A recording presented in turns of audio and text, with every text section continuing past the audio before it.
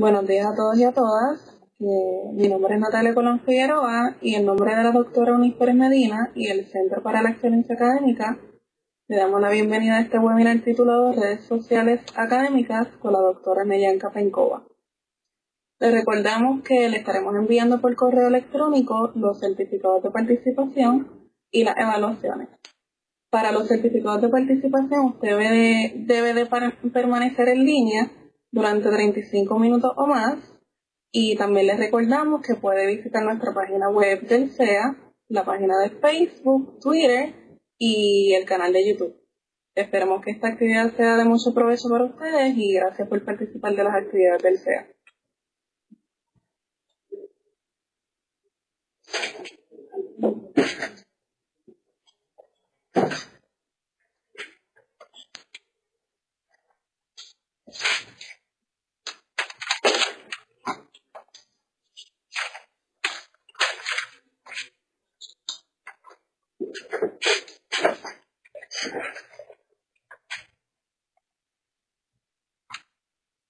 Buenas tardes a todos, buenos días, estoy ya cansada, somos viernes, pero espero que este este webinario sea de utilidad para todos los que están conectados y para todos los que posteriormente quisieran verlo.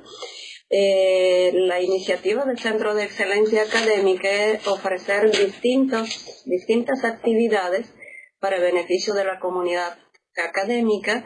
Y entre ellos a mí me han tocado varios talleres y 2 webinars, este que se está dando hoy y otro que se va a dar posteriormente en el mes de mayo sobre otro tema.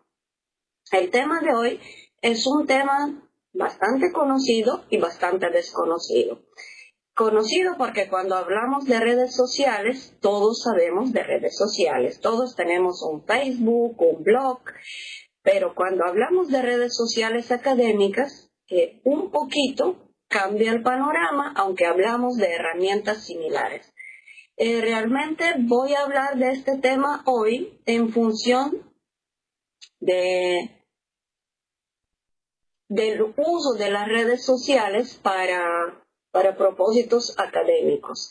¿Cuáles son los objetivos de la presentación de hoy? Primero, antes de hablar de redes sociales, quiero introducir los conceptos de Web 2.0 y de Ciencia 2.0, que uno está relacionado con otro y que la Web 2.0 ha sido utilizado para la ciencia para cambiar la modalidad y la forma de divulgar la ciencia y de comunicarse entre los científicos. Posteriormente quisiera ofrecer definiciones de conceptos como redes sociales, la tipología de las redes sociales, presentar algunas de las redes sociales académicas porque son más de lo que yo voy a presentar, pero por lo menos quisiera acentuar a los más importantes y dar unos ejemplos de estas redes sociales académicas que ofrecen, cómo funcionan y para qué uso, cómo pueden ser utilizados en la ciencia. Presentar los servicios que tienen, las funciones que cumplen las redes sociales académicas y cuán útiles son estas redes sociales para la ciencia y para los científicos. Realmente son bastante propósitos, bastante objetivos, pero trataremos de lograrlos dentro del horario de este webinar. Si tienen dudas o preguntas, se la pueden escribir y a medida que van surgiendo o se atienden en el momento o se atienden cuando finalice el webinar, dependiendo del volumen de estas preguntas para que el tiempo nos alcance.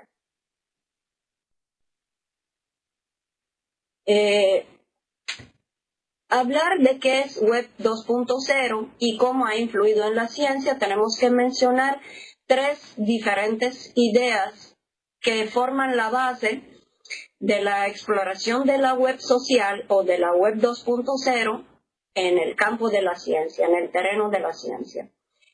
Número 1 es la comunicación, porque la ciencia es comunicación. La ciencia per se el propósito final es comunicar la ciencia, es divulgar la ciencia a través de las publicaciones de diferentes formatos de los trabajos académicos, llámese artículos, llámese libros, monografías, patentes. Y el segundo propósito, colaboración. Además de la publicación y divulgación en congresos y conferencias, la ciencia cada vez es más colaborativa y eso lo conocemos como académicos. Cada vez hablamos más de equipos transdisciplinarios, multidisciplinarios, interdisciplinarios, de investigaciones de la frontera de una disciplina con otra, de los equipos de artículos y publicaciones de multiautoría, de trabajos colaborativos. Cada vez crece más la cantidad y cada vez hace más necesidad porque crece la complejidad de la ciencia, el grado de detalle de cómo tenemos que abordar unos problemas que se encuentran en la frontera entre dos disciplinas, requiere todavía más colaboración. Así que estas son las dos ideas básicas de la web social y posteriormente aplicados en el campo científico. Y un tercer componente que quisiera mencionar, que requiere una no solamente forma nueva de divulgar la ciencia, de hacerla más accesible, más visible, sino también que a partir de esta nueva forma de comunicación y colaboración requiere también unas nuevas formas de valorizar los artículos e informes científicos, unos nuevos métodos de evaluar estos trabajos o los llamados peer review. En este caso estamos entrando en un tema muy controversial todavía en el momento, que es el tema de Open Peer Review, que viene como una alternativa de la revisión de pares tradicional que ya lleva un par de siglos. Y el Open Peer Review va en unísono con esta apertura, con esta mayor comunicación, mayor colaboración, y justamente partiendo de estas dos ideas amplía la colaboración de la comunidad científica en este proceso de evaluación de pares y agrega un nuevo componente que es la revisión de la comunidad académica, de la comunidad científica, a la par, simultáneamente, con los revisores tradicionales. El proceso, a mi entender, es bastante beneficioso, ofrece mucho más ideas y que lo justifica, por más debatible que es todavía, lo justifican muchas cosas. Autores como Ware nos dan unos datos que yo quisiera que ustedes conozcan y por sí mismos valorizan los pros y los contras del Open Peer Review como una nueva forma de hacer ciencia. Este autor comunica que en 2011 en el mundo se editaban 26.000 revistas científicas, cuales publican más de 1 millón de artículos. Y una revista de Thomson Reuters de Web of Science publica promedio 112 artículos al año. Cada artículo para una revisión, cada manuscrito para una revisión requiere entre 5 a 8 horas y media. Eso es para una lectura. Sabemos que en el proceso de peer review a veces hay 3 y 2 rondas de revisión, así que si lo multiplicamos por 5 o por 8 son mucho más horas. Esto para científicos que son personas ocupadas, que su principal tiempo está invertido en investigar, en enseñar. Así que, y además, el proceso de peer review, un proceso totalmente gratuito, totalmente voluntario, esto pone un panorama bastante complejo y pone en debate y en la calidad del peer review o de la revisión por pares tradicional. Cuán objetiva es, cuán cuidadosa es, cuán pertinente es. Y este Open Peer Review surge como una alternativa de hacer nueva ciencia y de tener nuevos métodos de evaluación de artículos. Tiene mucho pro y contra. La comunidad científica se ha resistido bastante a aceptar esta forma de revisión de pares, pero en medicina y en ciencias naturales, que son los pioneros de la publicación en revistas científicas, ya tienen una buena cantidad de revistas que sí trabajan a base de Open Peer Review. La misma revista Nature tuvo una iniciativa en 2005-2006 de aplicar este concepto de revisión de pares para ver cómo funciona.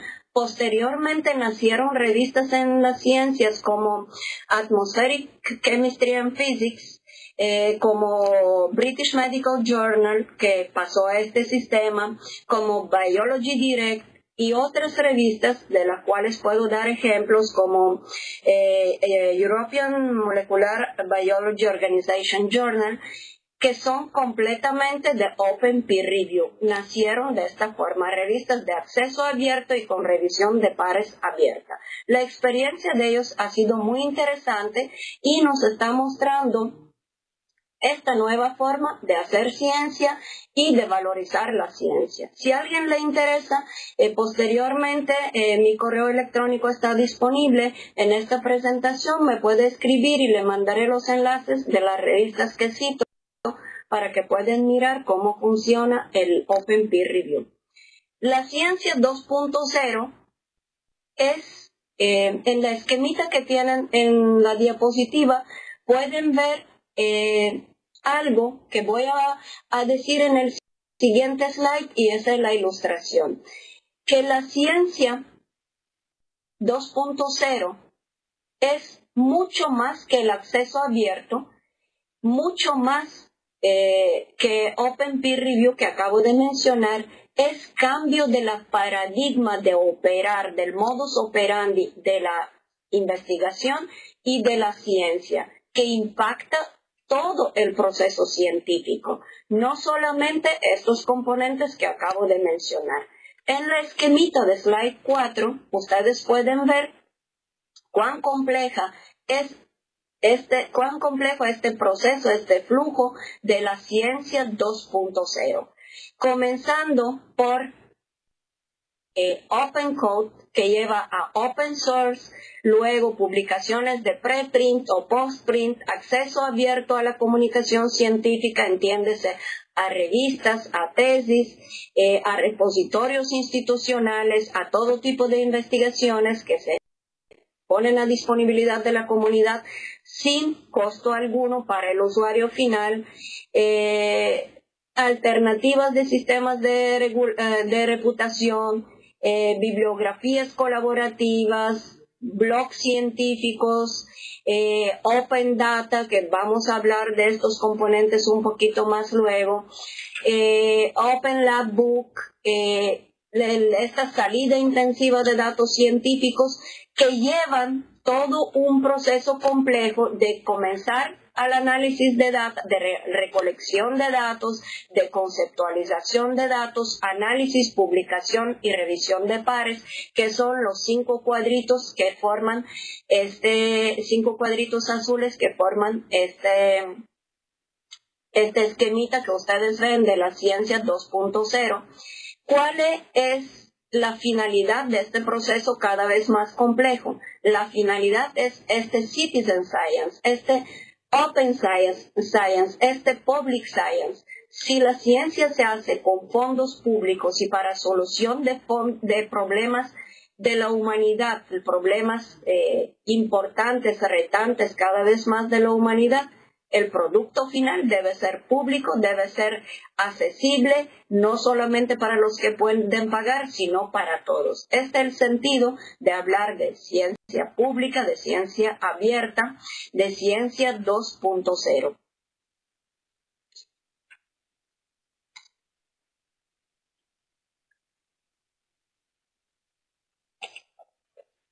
Según la Comisión Europea para Investigación e Innovación, que hizo una consulta pública en 2014 sobre la ciencia 2.0, se concibe esta ciencia 2.0, esta ciencia abierta o pública, como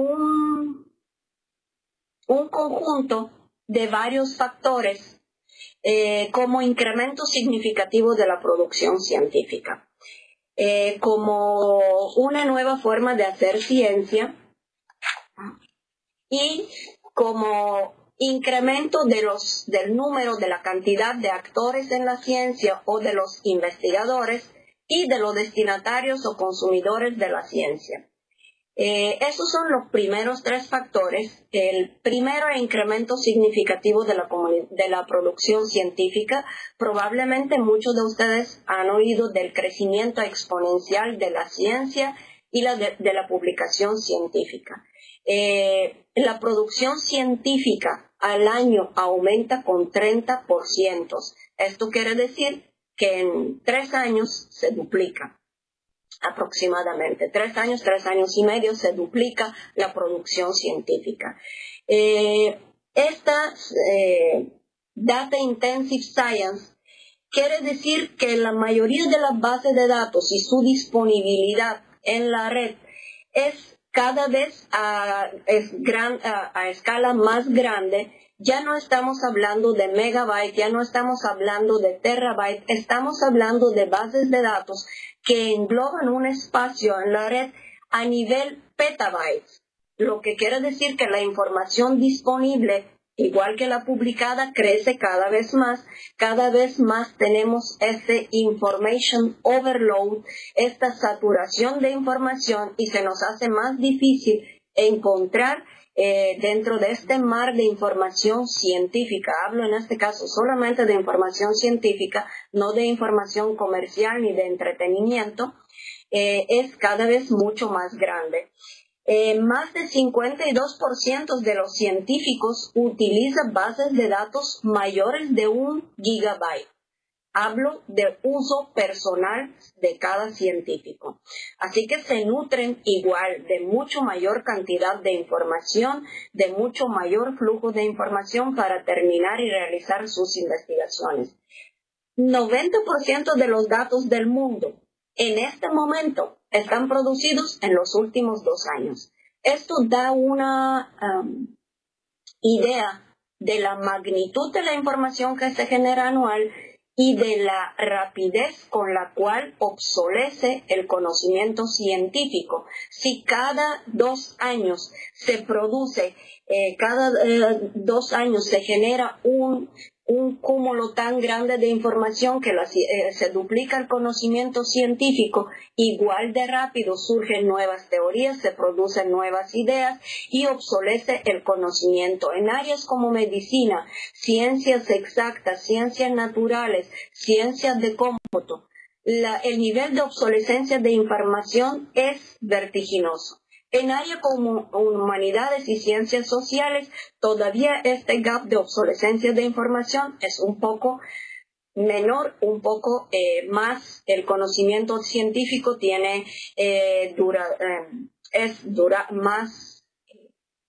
dura más tiempo siendo actual, dura más tiempo ser relevante y útil para los científicos y académicos. Así que dependiendo de la dinámica del área, este cuadro varía, se torna más intenso o menos intenso también. Otra cosa que quisiera mencionar en este caso son varios factores adicionales a esto que acabo de mencionar, que citan algunos autores españoles que trabajan con la medición de la ciencia, con SciMago, con una serie de proyectos bibliométricos e informétricos, que son el surgimiento de los nuevos lugares de hacer ciencia, como por ejemplo Asia, como un continente, específicamente China, como un país que cada vez tiene más producción científica, más descubrimiento, más conocimiento científico producido. Otro factor importante es la disponibilidad de tecnologías de información y comunicación, de conexiones a bajo costo que facilita este tráfico de información vía electrónica. La creciente demanda y presión social y científica de soluciones de los grandes retos para la humanidad, grandes retos como cambio climático, como almacenamiento de comida, como enfermedades catastróficas. Esta creciente demanda obliga a la ciencia a moverse con mayor rapidez, buscar más soluciones, más fondos, y esto también interviene con el flujo de información y la producción científica a una escala todavía mayor. Otro elemento que quisiera mencionar son los nativos digitales, los jóvenes que nacieron en la época de Internet, que ya comienzan a ser parte de la población científica, de la población que hace investigación. Y su forma de comportarse como académicos, como científicos, como investigadores, es muy distinta de la forma de nosotros que no somos nativos digitales, que todavía chateamos con un dedito y que no sea el pulgar. Eso es lo distintivo de los no digitales y los digitales. Obviamente los nativos digitales tienen otros patrones de comportamiento con la ciencia, es parte de su vida, es parte de su trabajo, y las redes sociales, la web social y la ciencia 2.0 para ellos son algo mucho más natural, por ende se adoptan nuevas modalidades de trabajo científico. También tenemos que hablar en el último lugar, pero no con menor importancia, del creciente escrutinio público de la integridad de la investigación, de la rendición de cuentas de la ciencia que se nutre de fondos públicos para realizarse, y si recibimos estos fondos públicos, ¿qué soluciones ofrecemos? ¿Cómo se gastan estos fondos? ¿Cuán íntegras han sido nuestras metodologías, nuestros resultados? Y cada vez la demanda pública de que se cumpla con estos criterios es mayor.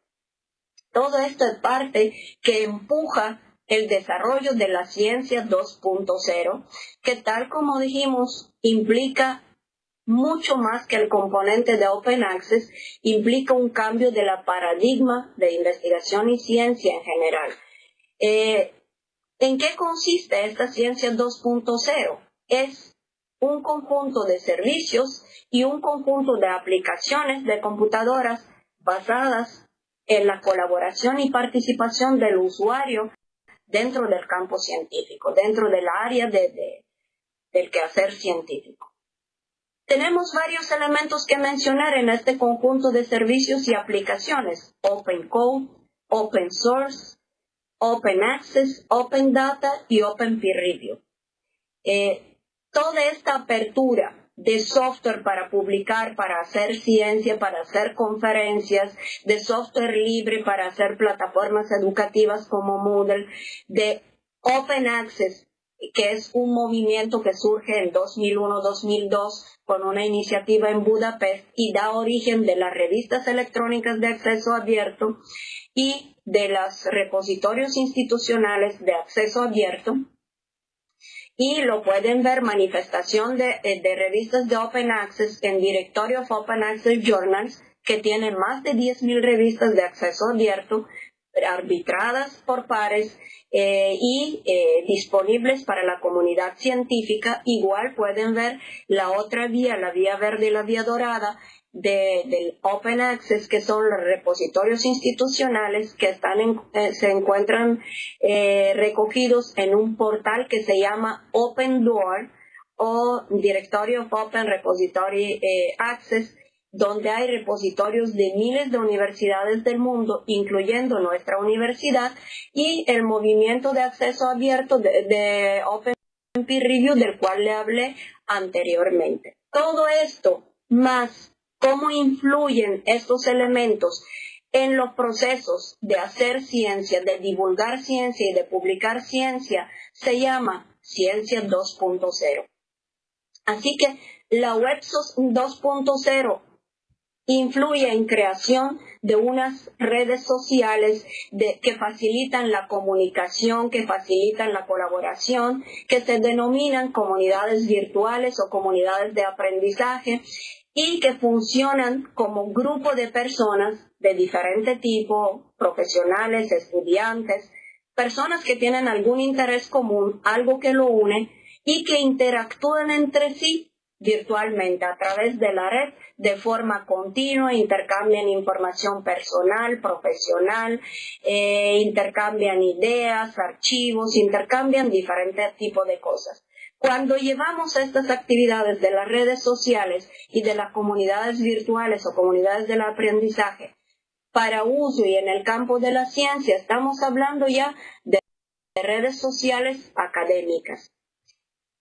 En general, las redes sociales son diferentes tipos y ustedes lo conocen todos. Las redes sociales con propósito general o de masas o de megacomunidades son las redes generales como Facebook, como MySpace, como Twitter, que se usan con propósitos muy diversos, con propósito de comunicación personal, de entretenimiento, de placer, de comunicación breve, igual con propósitos académicos, de enseñanza y de investigación. También existen redes abiertas para compartir distintos archivos o distintos formatos de archivos, como videoclip, como fotografías, como presentaciones. Una red social para compartir presentaciones es SlideShare, que la mayoría de los académicos la utilizan. Para compartir fotografías, Flickr. Para compartir otro tipo de archivos, existen otro tipo de redes sociales abiertas donde todos podemos postear y todos podemos consumir. Solamente hay que abrir una cuenta. Y existen, por supuesto, redes temáticas o megacomunidades de interés específico, como Google Groups, donde ya se concentran poblaciones que tienen un interés específico, como Link y otros. Existen también redes sociales docentes tuteladas por una institución educativa o corporativa, para una institución pública. Tienen ejemplos de Argentina y de España en los enlaces que están en este slide. Igual se puede considerar que una comunidad de Moodle, una comunidad de profesores virtuales, también es una red social tutelada por una institución, por una universidad. Y se vale de una plataforma de acceso abierto como Moodle para propósitos educativos. Tiene intereses comunes tanto los estudiantes como el profesor sobre una asignatura, sobre un tema, sobre una asignación. Igual existen redes sociales autogestionadas por el profesorado, como CiberEspiral.org, que es una red catalana de profesores que graban video, que hacen debates, que publican discusiones y hacen muchas cosas interesantes a modo de autogestión, a modo de autoarchivo también. Son redes completamente voluntarias, así que las personas funcionan con lo que entienden de beneficio para amplia comunidad académica y científica. Las redes sociales académicas, tal como lo mencioné brevemente, son las aplicaciones web o plataformas de la web social donde los usuarios interactúan entre sí de forma virtual y con materiales textuales, multimedia y de otro tipo, que ellos mismos generan y son con propósitos académicos y científicos. ¿Cuál es la aportación de la web social para facilitar esta comunicación y esta colaboración científica? Hacen más fácil, más rápida la comunicación, la forma de crear contactos entre académicos, que unos se encuentran en China, otros se encuentran en Chile, que son bien distantes uno de otro, o en Estados Unidos. Mantener esta comunicación constante, publicar y compartir recursos, crear grupos de interés y seguirlos, grupos de debate, crear una identidad o un perfil académico en este caso que puede servir para múltiples propósitos, para que lo conozcan, que lo invitan de coautor, para que le ofrezcan trabajo. De hecho, algunas de las redes sociales ofrecen oportunidades de trabajo y a medida de este perfil que usted ha creado le dicen surgen tales trabajos que quizás usted pueden interesarle. Y esto a medida que lo deseamos. Lo que se coloca en nuestros perfiles de redes sociales académicas, la cantidad de información la decide el propio académico o el propio científico. ¿Cuáles son las redes sociales académicas? Voy a mencionar las más importantes nuevamente. Son muchos, no todos podemos mencionarlos porque tenemos un tiempo bastante limitado. Según los datos de esta Comisión Europea y esta consulta pública que se hizo en 2014 sobre investigación e innovación y sobre Ciencia 2.0 en relación con la investigación e innovación, se dan unos ejemplos de estas redes sociales, o como lo denominan, Facebook for Scientists. No son Facebook for Scientists, son algo mucho más interesante, por lo menos de punto de vista profesional, pero voy a mencionar varios de ellos, como Academia.edu, como ResearchGate, Mendeley. En siguiente slide van a ver que se menciona LinkedIn, se menciona Social Science Research Network y otras redes sociales académicas de mucho impacto, de mucho uso. En esta tablita pueden ver que algunos de ellos surgen en Estados Unidos, otros surgen en Alemania, como ResearchGate, como Mendeley, que surge en Alemania y posteriormente recientemente lo adquiere Editorial Elsevier. Otros surgen en Estados Unidos, como Academia.edu, y estas redes sociales académicas comienzan a surgir a partir de 2008, cuando surge ResearchGate, cuando surge Academia.edu, y posteriormente en 2012 surge Figshare. Surgen una serie de redes nuevas.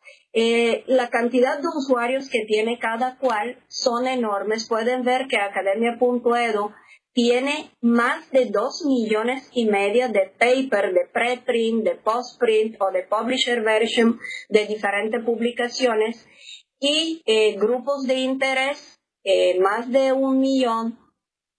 Tiene más de 15 millones de visitas al mes, lo que quiere decir que tiene uso intenso, y más de 8 millones de académicos que han creado sus perfiles en esta red social académica. Estamos hablando de un movimiento no casual, de muchas personas que han valorizado su utilidad y han entrado en estos campos para divulgar su publicación, su conocimiento, su peritaje.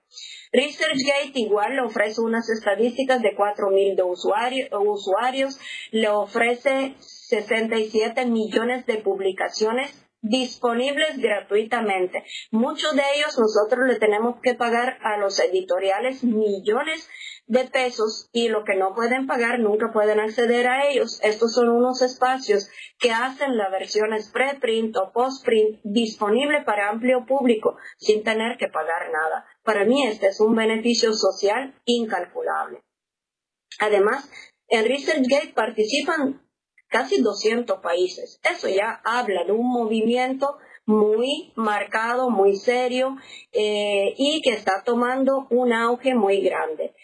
Mendeley es una red social académica bien interesante. Se conoce más como un reference manager, como un gestor de bibliografía, gestor bibliográfico, pero realmente tiene potencialidades mucho más amplias de crear perfil, de colocar archivos, de crear su propia biblioteca, de crear grupos de interés. Así que decir que un reference manager solamente es limitarlo en su potencialidad, en sus posibilidades. En el siguiente slide ven varios enlaces a redes sociales como Social Sciences Research Network, que se concentra mayormente en ciencias sociales, aunque en la misma página de ellos dice que está abierta para toda la comunidad científica. LinkedIn, que es una red de mucho impacto y es como no permite colocación de archivos de publicaciones, quizás es más breve, más fácil de actuar, tiene un uso bastante amplio y frecuente. ResearcherID, que es una red social académica que se asocia, que está relacionada e integrada con Web of Science y con ORCID para creación de perfiles académicos, divulgación de publicaciones. Todas estas redes están con enlaces, así que posteriormente pueden entrar en ellas, mirar las particularidades. Fuera de lo que yo voy a decir, hay muchos más información que se puede dar, y si a alguien le interesa podemos sentarnos y conversar también un poco sobre el tema particularmente. En el slide 12 pueden ver los servicios y funciones que tienen estas redes sociales. En las primeras dos columnas se refieren más bien a redes como LinkedIn, como Facebook, y las segundas dos columnas se refieren más a redes sociales como ResearchGate, ResearcherID. Ven que tienen distintos componentes, distintas páginas de inicio. En Facebook, en LinkedIn, tú creas un perfil que puede ser académico y puede ser no académico, puede ser un perfil con datos totalmente personales, mientras en un ResearchGate, en una academia.edu, tú creas estrictamente un perfil académico. ¿Cuál es tu preparación académica? ¿Cuáles son tus intereses de investigación, de enseñanza?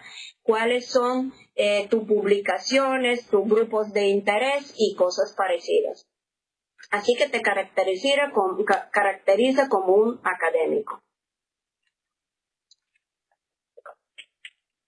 Algunas tienen opciones de mensaje, otros no lo tienen, dependiendo del propósito, pero sí tienen opciones de crear grupos de interés, de crear seguidores o de seguir tú una persona que te interesa, y cuando tú decides esto, pues las publicaciones de esta persona te llegan a tu correo electrónico, que también te economiza de que tú estés constantemente buscando información en la red para mantenerte actualizado.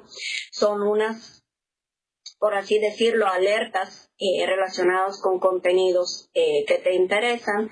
Tienen distintas características adaptadas a los propósitos que cumplen y distintas funciones. Una puede ser utilizada tanto para cumplir, le mencioné Facebook y LinkedIn, como propósitos profesionales, pero mayormente con propósito de entretenimiento y de comunicación interpersonal, mientras el resto del grupo que le mencioné, como ResearchGate, Academia.edu, Mendeley, son redes con propósitos académicos.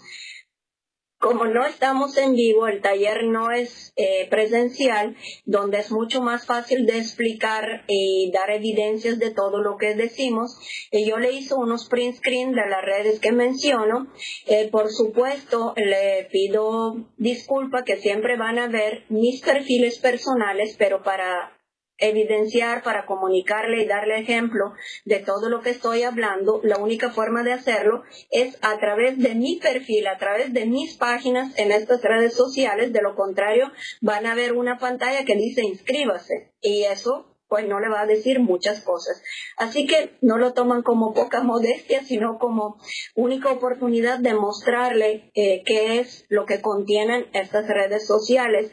En caso de Mendeley, ustedes ven este óvalo que circula el menú de Mendeley, que está con color anaranjado o amarillento, que le permite crear folder, yo lo utilizo con propósitos de crear diferentes carpetas que responden a mis investigaciones profesionales, como Collection Management, que tenía una clase en la Escuela Graduada de Bibliotecología, Information Literacy, donde yo trabajo, doy clase, investigo, publico, Open Access, que es un tema de interés para investigación mío, y Scholarly Publishing, que es otro tema de interés.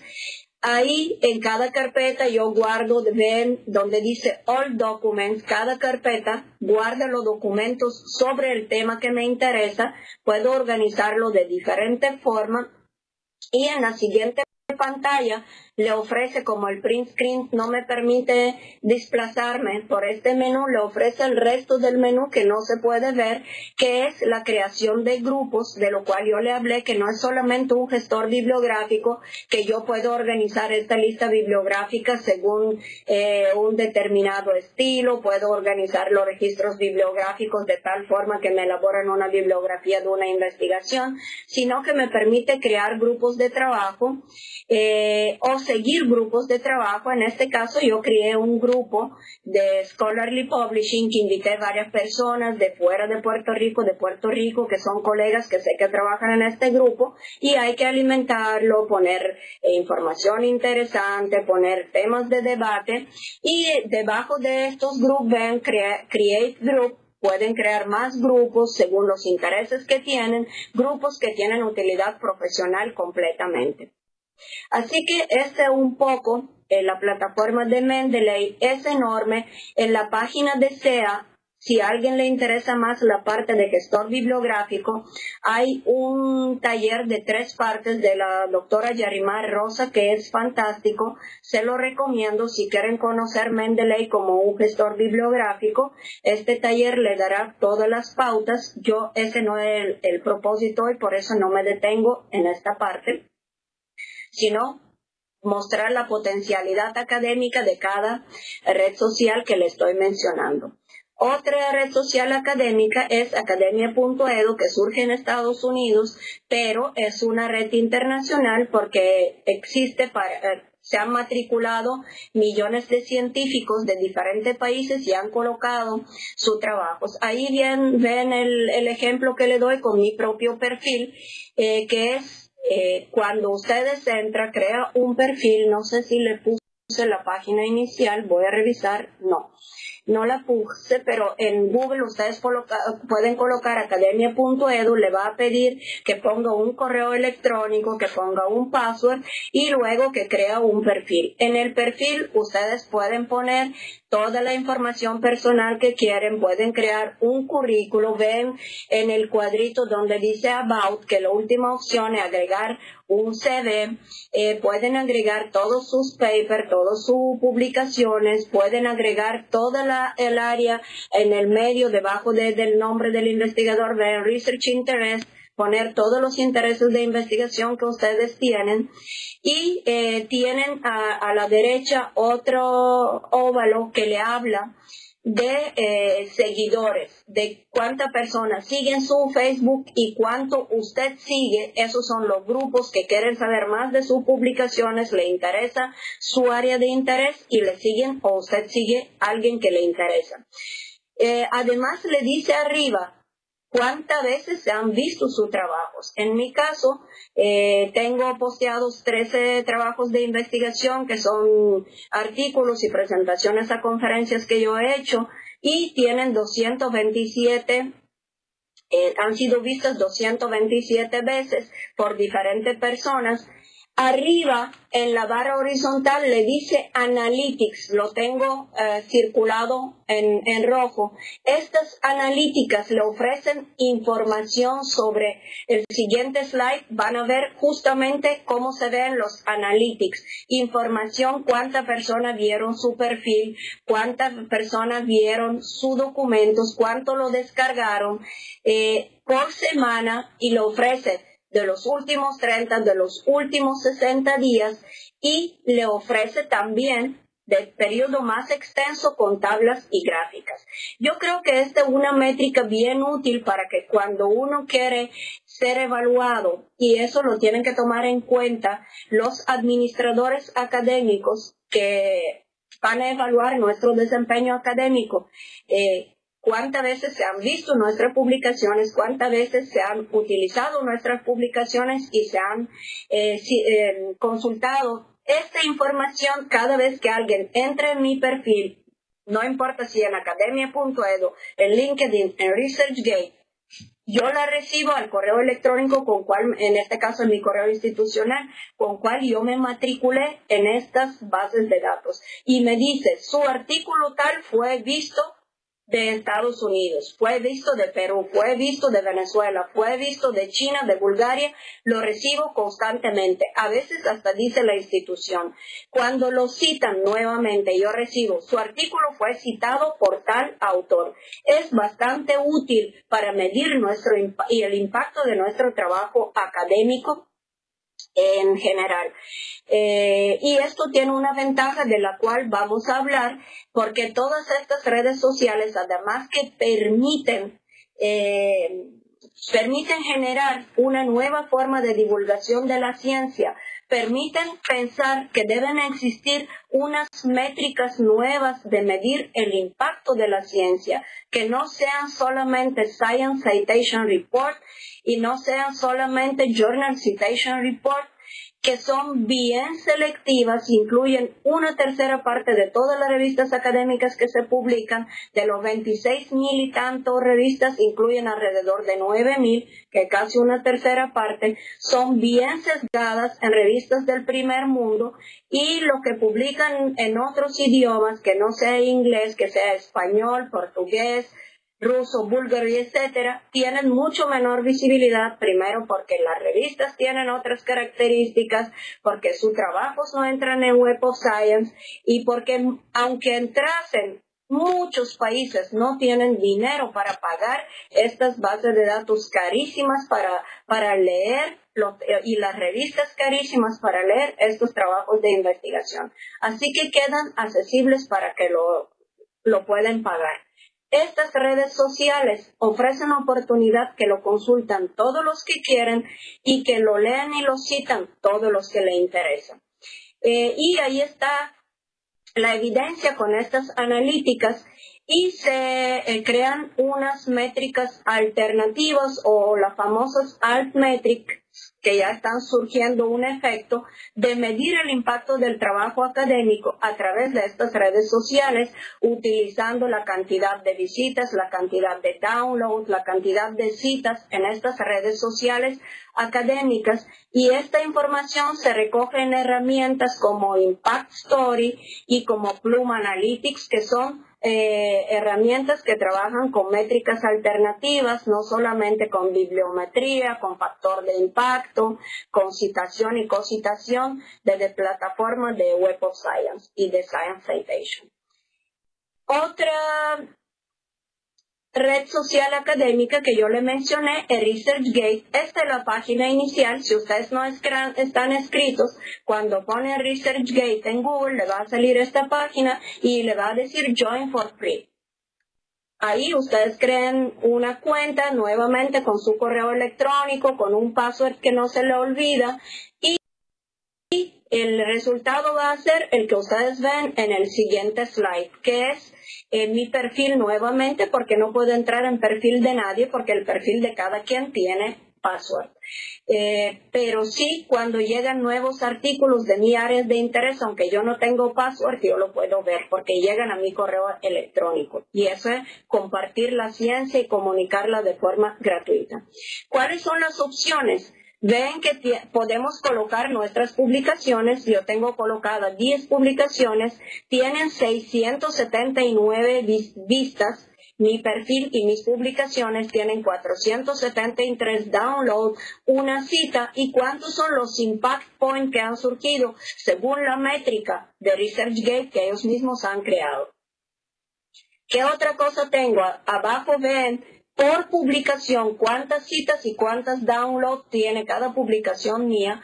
Ven que arriba en la barra horizontal dice Publications and Jobs. Estos jobs, partiendo de los intereses o de skills and expertise que yo he colocado que tengo y que otras personas me han endosado, me envían. Quizás este trabajo corresponde a su expertise, a su conocimiento. Y yo lo veo, si me interesa puedo darle curso, si no, pues lo borro y por ahí sigo. Dice quiénes son mis coautores, con quienes yo he publicado o presentado trabajos. Y nuevamente ResearchGate le ofrece una analítica, una información que van a ver en el siguiente slide, que esta analítica le presenta cuánto download he tenido, verlo por semana, por mes, con tabla y gráfica. Puedo ver cuántas personas han visto mi perfil por semana, por día, por mes, nuevamente. Ahí abajo le mencioné en la última publicación que fue vista mía, una sobre Learning Commons, que está...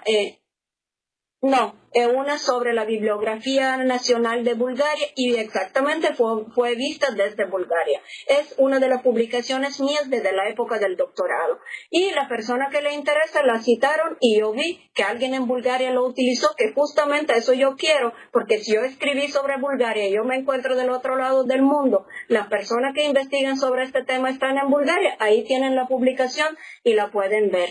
Esa es la utilidad de esta herramienta. Tiene mucho más características, mucho más posibilidades, porque usted recibe cada día que alguien de las personas que usted sigue recibe las nuevas publicaciones de esta persona, la puede leer. Algunas que a usted le interesan y solamente están en resumen, usted inmediatamente puede retornar al investigador y pedirle full version, y se la envían. Yo he pedido de Perú, he pedido de Rusia, y me han enviado los artículos, y un último que pedí fue de Inglaterra, de una investigadora de mi área de competencias de información, y me lo envió sin ningún problema. Igual, yo llegué de una conferencia en México, todavía no había colocado la presentación de la conferencia, y una colega de Portugal me escribió que le interesa. Fue esta misma noche y yo la coloqué, y ella la pudo utilizar para una investigación que está haciendo. Ven que la comunicación es mucho más fácil, mucho más interesante. Verdaderamente tú sientes que tu trabajo es útil. Social Sciences Research Network es una red, ahí lo ven, que está, yo no tengo perfil ahí, por ende no puedo entrar, le muestro la pantalla común y corriente.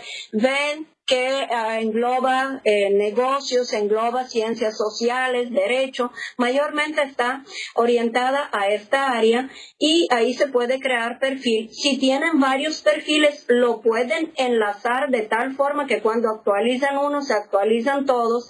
También existe esta opción, que no lo puedo mostrar a través de un webinar porque no estamos en vivo, pero la forma de trabajar igualmente en Social Sciences Research Network es parecida a las otras tres que ya le mencioné. Aquí ven la plataforma y ven que tiene más de casi 2 millones de miembros.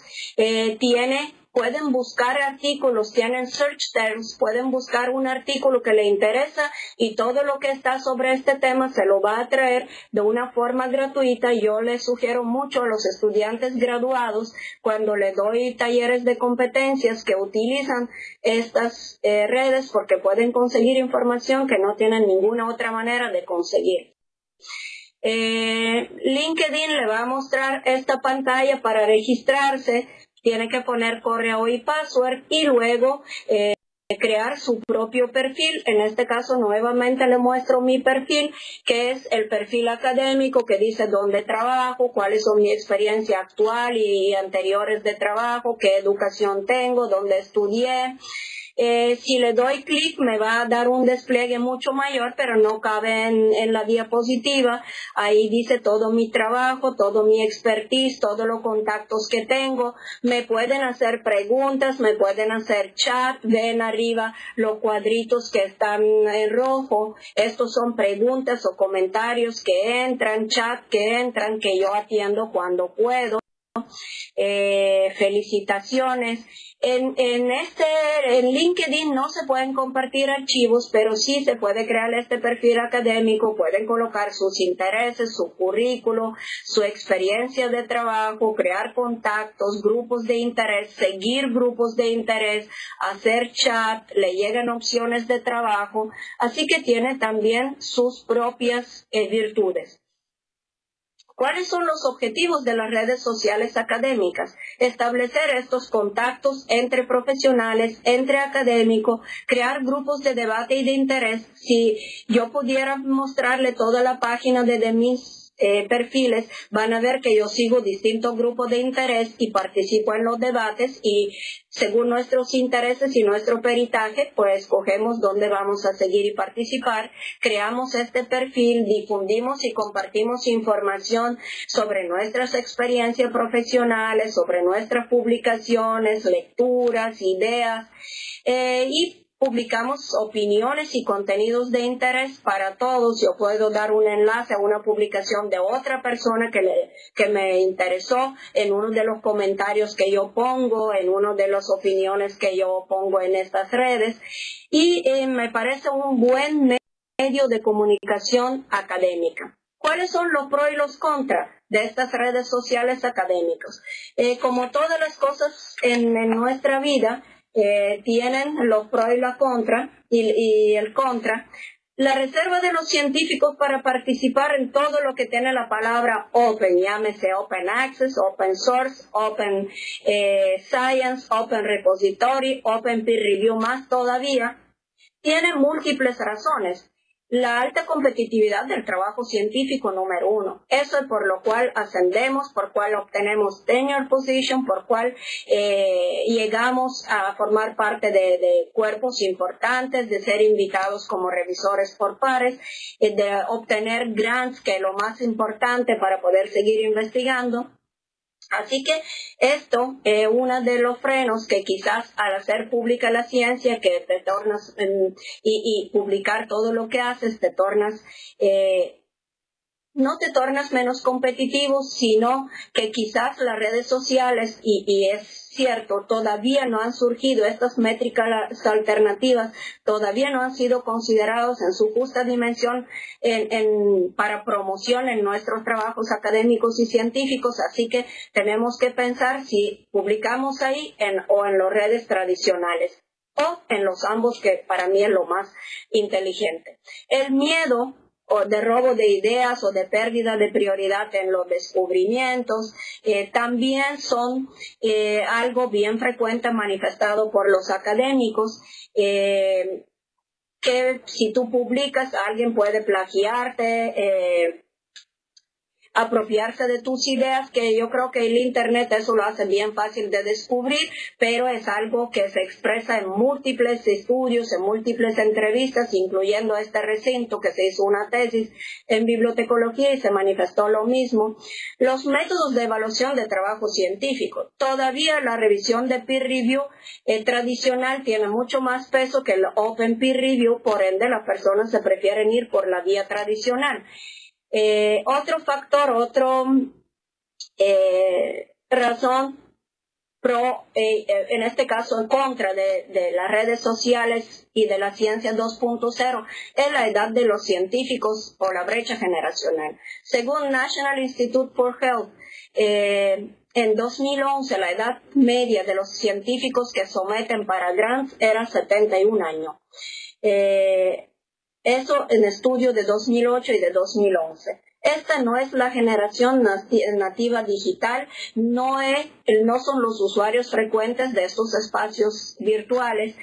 Normalmente la edad de estos usuarios oscila entre 14 y 24 años, así que son los espacios de los científicos más jóvenes que ahora comienzan a publicar, ahora comienzan a producir, y necesitan estos espacios para ser visibles y comunicarse. Por supuesto, cada regla tiene sus excepciones. Hay muchas personas de esta edad, por encima de 51 años, yo misma soy por encima y tengo mis perfiles, y me parece bastante interesante lo que está sucediendo en estos espacios.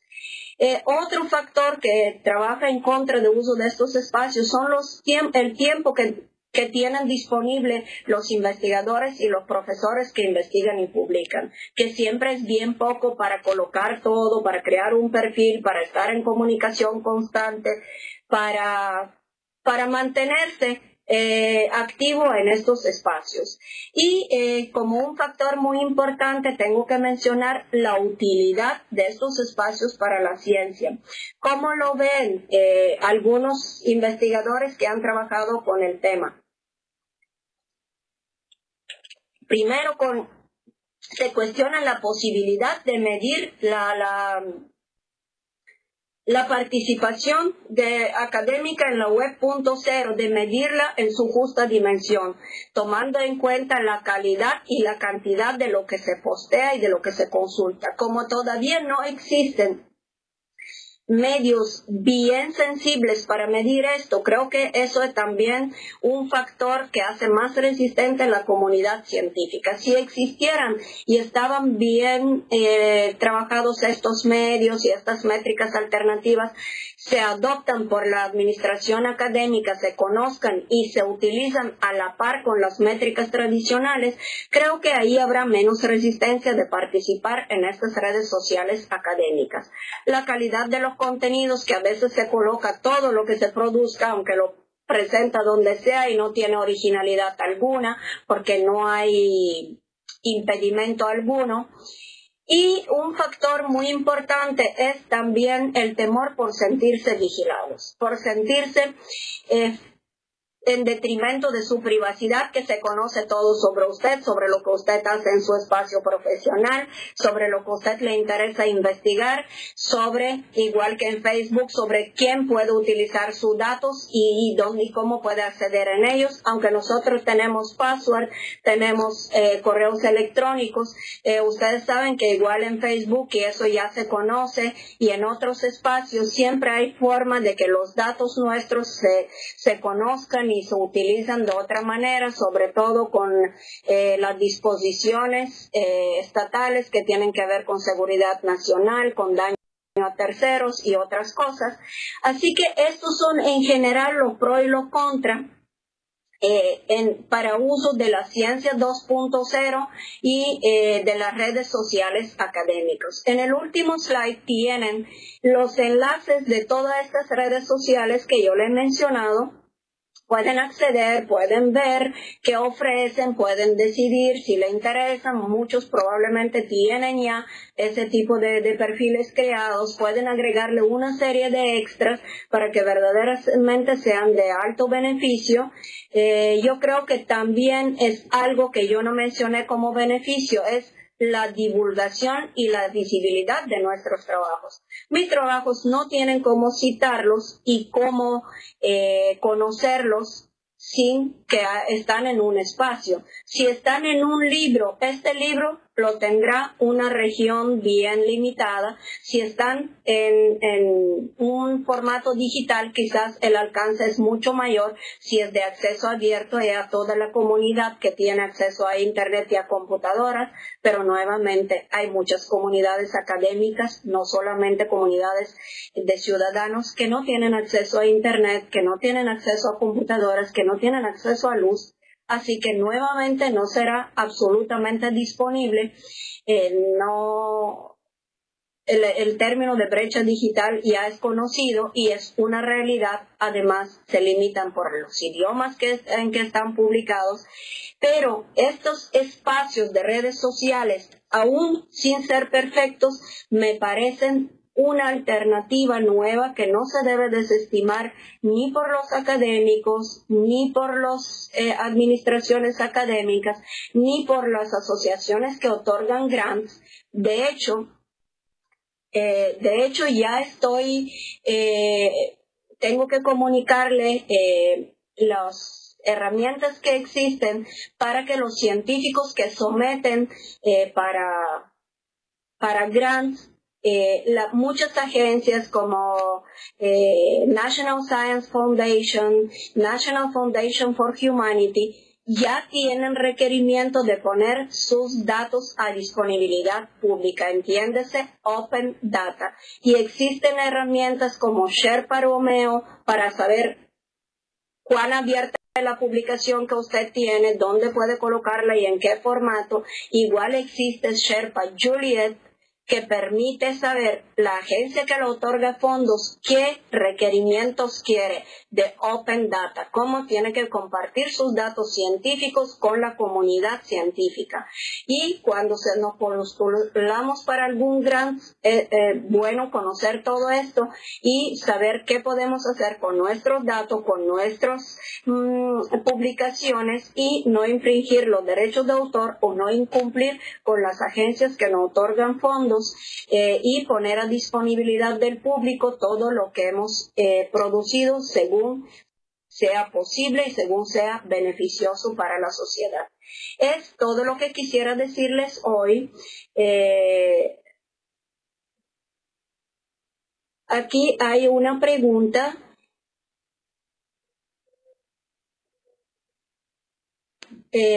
Los otros webinars lo pueden conseguir en YouTube. Veo una pregunta. Si en YouTube ustedes colocan Centro para la Excelencia Académica, van a llegar a todos los videos de webinars y de talleres grabados en vivo y pueden escoger cuál de ellos van a mirar. Si le interesan alguno en particular y no lo encuentran, pueden escribir al Centro de Excelencia Académica y se le indica en qué espacio está disponible. Si necesitan algún otro tipo de consulta, tienen sobre el tema o sobre otros temas que yo he ofrecido para Centro de Excelencia Académica, ahí tienen mi correo y con mucho gusto les proveo información.